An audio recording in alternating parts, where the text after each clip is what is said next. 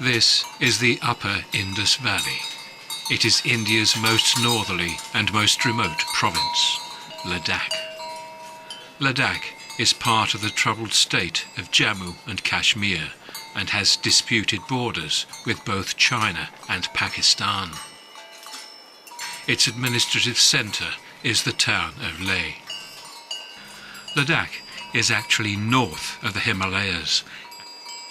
The terrain is similar to the Tibetan Plateau, an arid, high-altitude mountainous region in the rain shadow of the main Himalayan range to the south, and sandwiched between the Kunlun and Karakoram mountain ranges to the north.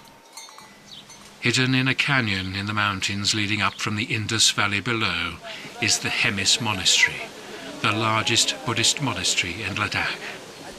On the 9th, 10th and 11th lunar days of the 5th month each year, the monastery hosts the Hemis Festival, which celebrates the birthday of Guru Rinpoche, the revered teacher of Tibetan Buddhism.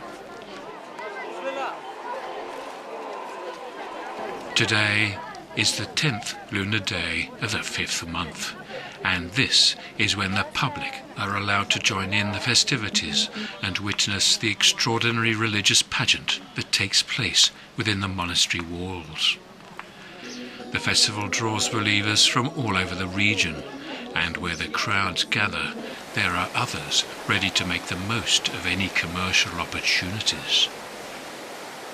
It is not only hawkers who are attracted to the festival. Could this be a gambling session?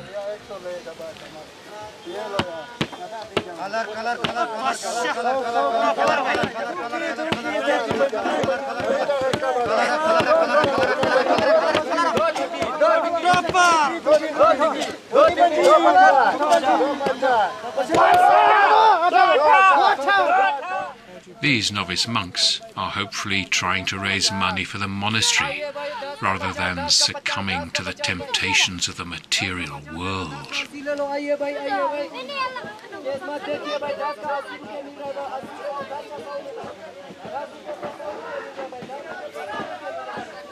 But there are plenty of other monks seeking alms from the festival goers.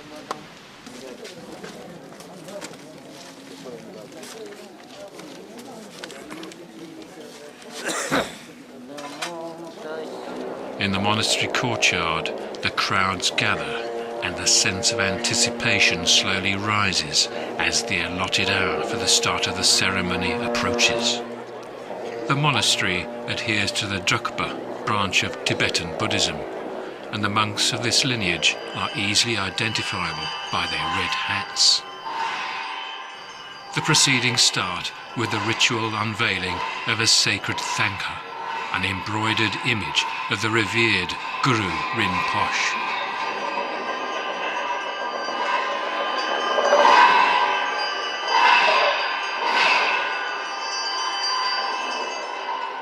A picture of the Guru is then carried through the crowd.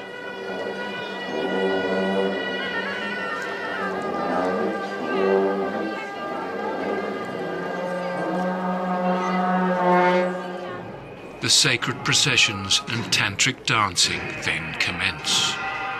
They celebrate the life and various incarnations of the Guru and the fight between good and evil spirits.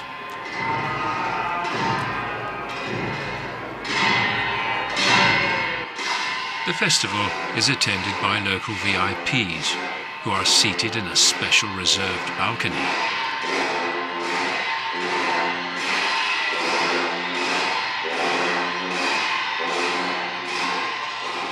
The performers wear elaborate costumes and masks that follow a tradition that has remained unchanged for hundreds of years.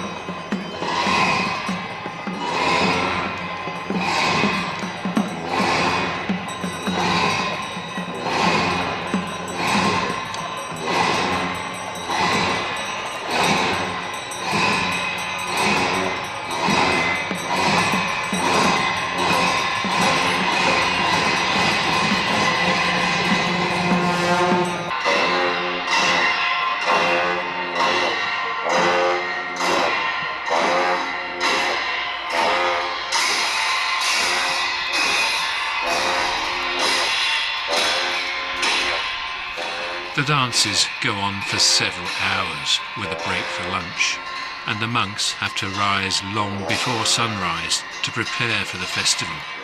For some, it is a very long day.